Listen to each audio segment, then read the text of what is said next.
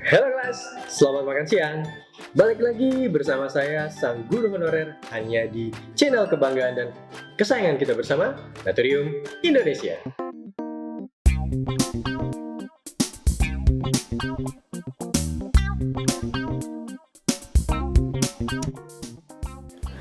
Episode KMS kali ini, kita akan membahas salah satu zat kimia yang mungkin sudah tidak asing lagi di telinga teman-teman semua.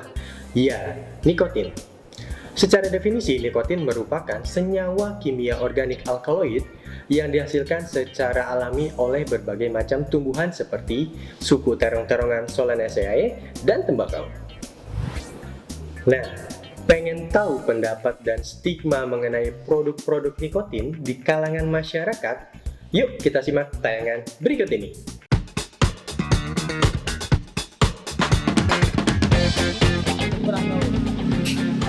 Tentang mungkin tembakau kurang tahu kalau itu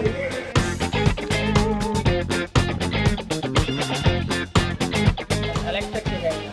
elektrik kan Konvensional. lebih aman elektrik ya. Rokok elektrik sih.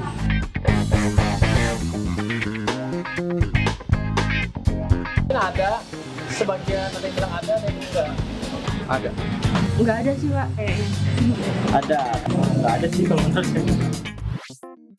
Nah, ternyata pendapat masyarakat itu beragam sekali ya, kelas.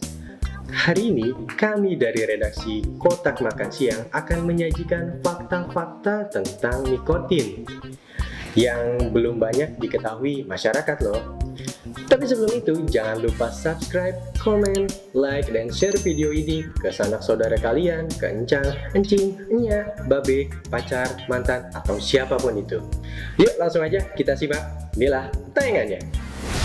Yang pertama adalah pemanfaatan nikotin dalam kehidupan sehari-hari. Bagi masyarakat awam, nikotin kerap dikenal sebagai zat kimia yang diekstraksi dari daun tembakau dan digulung atau dimasukkan ke dalam rokok, kemudian digunakan oleh sekitar 1,1 miliar orang di dunia. Padahal, nikotin lebih dari itu. Nah, emang apaan lagi bang nikotin? Yalah, masih banyak nih. Berdasarkan berbagai penelitian, manusia telah menggunakan kandungan nikotin sejak tahun 1960-an. Zat tersebut digunakan oleh manusia untuk melindungi tanaman pertanian dari hama serangga.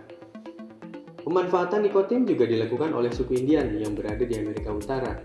Mereka memanfaatkan daun tembakau untuk keperluan upacara adat serta melakukan berbagai pengobatan. Bagi suku peradaban Maya, nikotin juga sudah digunakan sejak abad ke-10. Keperluannya adalah untuk melakukan berbagai ritual.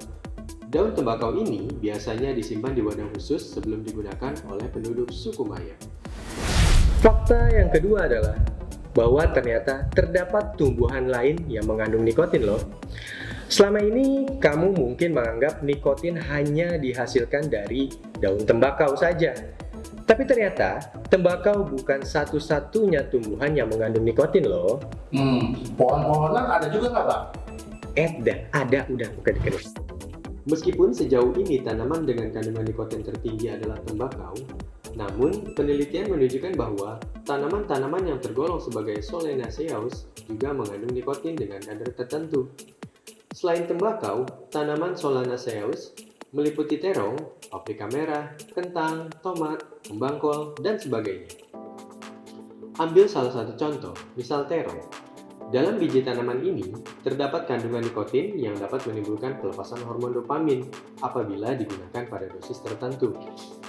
Hormon tersebut adalah hormon yang sama dengan hormon yang dilepaskan tubuh saat menggunakan tembakau. Artinya, nikotin juga hadir dalam dosis kecil pada makanan yang kita konsumsi sehari-hari. Namun, mengapa kita hanya mengonsumsi nikotin saja?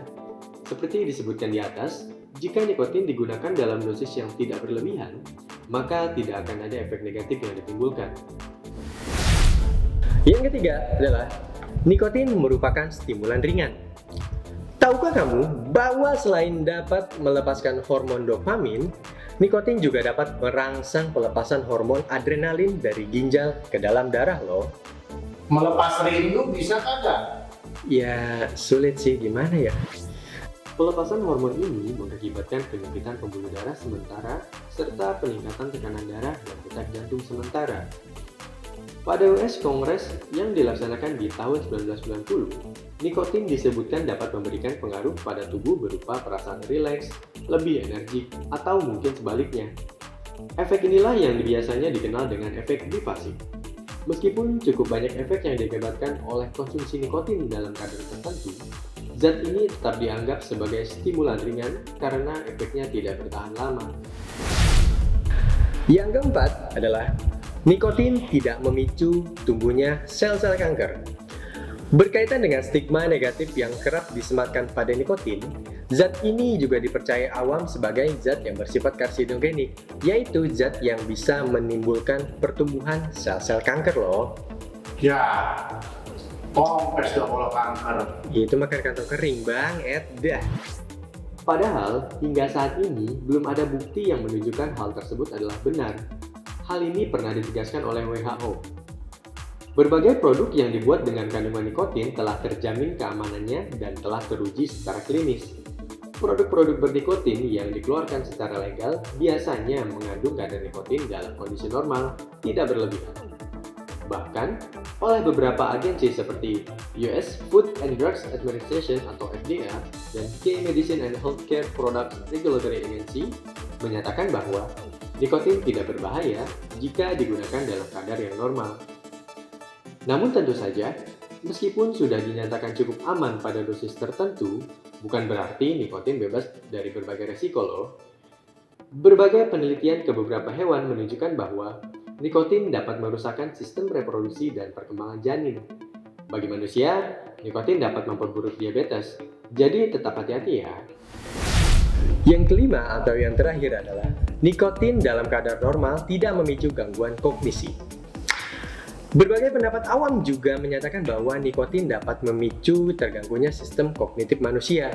Padahal sebaliknya, nikotin sendiri terbukti mampu meningkatkan kinerja dan fungsi kognitif dalam tubuh manusia. Beberapa efek yang ditimbulkan yaitu peningkatan gairah dan fokus kerja, serta penurunan rasa bosan. Bahkan menurut Royal College of Physicians di Inggris, nikotin merupakan stimulan yang dapat meningkatkan konsentrasi dan keterampilan sistem motorik halus. Nah kelas, itulah 5 fakta tentang nikotin yang jarang diketahui. Intinya adalah, nikotin bukanlah zat berbahaya apabila penggunaannya dilakukan secara terukur dan tidak secara berlebihan. Dan tentunya tetap mengikuti protokol aturan medis yang berlaku. Demikianlah beberapa fakta yang dapat kami sajikan dari Kotak Makan Siang episode kali ini. Nggak ada makanannya. Ya ada, makan masing-masing aja udah. Oke kelas, di Naturium Indonesia itu banyak program-program lainnya kalian dapat saksikan juga. Ada Om Gandu Jalan-Jalan, Nah, ada Kotak Makan Malam, nah. ada Uji Coba-Coba bersama Prof B, dan tentunya ada Transisi Movie. Kita juga ada Antara dan Dimensi. So, jangan lupa subscribe, komen, dan like video kita semua, dan share semuanya ke teman-teman. Dan teruslah mempelajari sains, karena bersama Naturium Indonesia, sains itu menjadi lebih menyenangkan. Sampai jumpa. Aman, udah beres-beres lah. Kita pulang. Pulang. Ntar dulu. Duh, kan Kamu tahu aku stres nggak? studioku om. Iya, tapi tadi Kenapa ya? Ngapain sih lu marah-marah sini? ngomong nikotin kayaknya aku bisa relax. Aku stres banget. Udah, aku mau joget-joget, mau pakai narkoba. Narkoba. Pusing.